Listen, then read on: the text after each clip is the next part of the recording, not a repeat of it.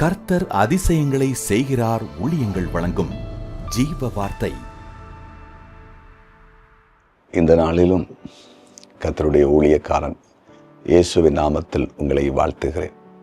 இயேசுப்பா நல்லவர், அவர் பெரியவர், அவர் நமக்கு போதுமானவர், எல்லாவற்றுக்கும் எல்லாமானவர். அவரையே நம்புங்க. தினமும் ஒரு சில வசனங்களை ஒரு அதிகாரமாவது முழங்கால் படிட்டு பைபிளை வாசிங்க. ஒரு முழங்கால் படிட்டு ஒரு 10 நிமிடமாவது கருத்தா தேவ சமூகத்தில் ஜெபிங்க. ஒவ்வொரு வாரமும் உங்களால் முடிந்த அளவிற்கு நீங்கள் தேவாலயத்துக்கு போங்க. அங்கே பேசப்படுகிற வார்த்தைகளை கேளுங்க. கர்த்தர் செய்த நன்மைகளை ஆலயத்தில் போய் ஸ்தோத்திரம் பண்ணி துதித்து அவரை மகிமைப்படுத்துங்க. கர்த்தர் பெரிய காரியங்களை செய்வார்.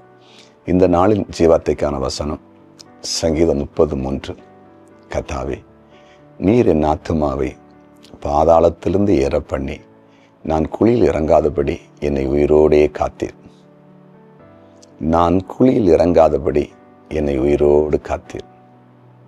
பாருங்க, பாதாளத்திலிருந்து ஏற பண்ணினாராம், குழியில் இறங்காதபடி உயிரோடே காத்தாராம். குழியில் இறங்காதபடி உயிரோடு காத்தார். இந்த பூமியில நம்ம வாழும் பொழுது உயிரோடு காக்கப்படுவது அவருடைய கிருபைதான்.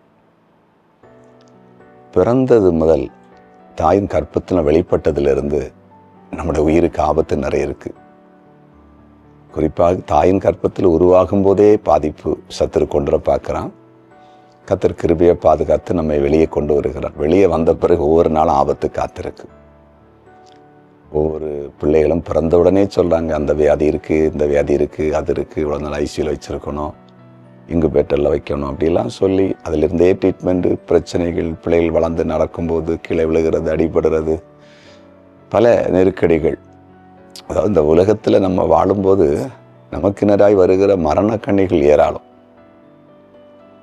இந்த மரணக்கண்ணிகளுக்கு நான் தப்பும்படிக்கு தேவன் நம்மளை உயிரோடு காக்கிறது, அது ஒரு பெரிய கிருபை, கிரேஸ்.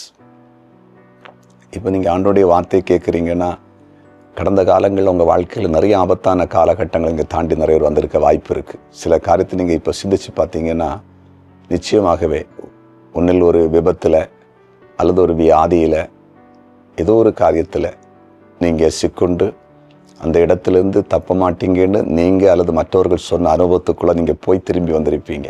இப்போ அதை மறந்துருப்பீங்க. அந்த நேரத்தில் ஆண்டவர் உங்களை காத்தார். இதே மாதிரி பல நிலைகளில் பலர் இருந்து கொண்டிருப்பாங்க. இன்றைக்கு கூட சில வேளையில், ஐயோ நான் உயிரோடு இருக்க வாய்ப்பு இல்லையோ, தப்ப முடியாதோ, இவ்வளோ நெருக்கடி இருக்குதே அப்படிங்கிற நீங்கள் ஏதாவது ஒரு நடத்துதலுக்குள்ள, ஒரு உணர்த்தலுக்குள்ளே இருப்பீங்கன்னா பயப்படாதீங்க. கர்த்தர் உங்களை உயிரோடு காப்பார். எல்லா பிரச்சனையும் முடிவுக்கு வரும். கவலைப்படாதீங்க. நம்ம வாழ பிறந்தவர்கள். இயேசப்பா நம்மை வாழ வைப்பார், உயிரோடு வைப்பார். பெரிய காரியத்தை நம்ம பார்க்க போகிறோம், சாதிக்க போகிறோம். விசுவாசிங்க. ஜெபம் பண்ணுவோமா? ஜெபிக்கலாம். ஆண்டவரே, நீர் பேசின வார்த்தைக்காய் நன்றி. குழியில் இறங்காதபடிக்கு உயிரோடு காக்கிறீங்கள் அன்பு தகப்பன். யாரெல்லாம் வாழ முடியாதென்ற ஒரு எண்ணத்தில் இருந்து கொண்டிருக்கிறாங்களோ அவங்களுக்கு வாழ முடியும் என்ற சூழ்நிலையை உருவாக்குங்க. உயிருக்கு ஆபத்தான அந்த நெருக்கடியான சூழ்நிலைகளை கர்த்தர் இப்போ நிர்மூலமாக்கி போடுங்க. அற்புதமாக வழி நடத்துங்க. பெரிய காரியங்களை செய்யுங்க. நம்முடைய கிருபை வெளிப்படட்டும். இன்றைக்கு பிறந்த நாளை காண்கிற அனைவரையும் இயேசுவின் நாமத்தில் ஆசீர்வதித்து ஜெபிக்கிறேன்.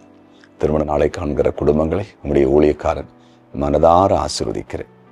அதே போல் கமெண்ட் செக்ஷனில் ஜெப குறிப்புகளை அனுப்பியிருக்கிறேன்.